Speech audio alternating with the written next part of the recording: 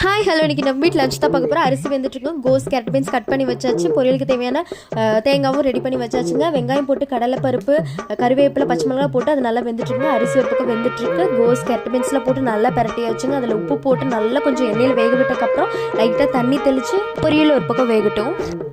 அதுக்கிடையில் கத்திரிக்காவை வந்துட்டு நல்லா உப்பில் பரட்டி அதை நல்லா வறுத்து எடுத்துக்கலாங்க. வறுத்து ஒரு பக்கமாக வச்சு அரிசி கொஞ்சம் வடிச்சிட்டோங்க.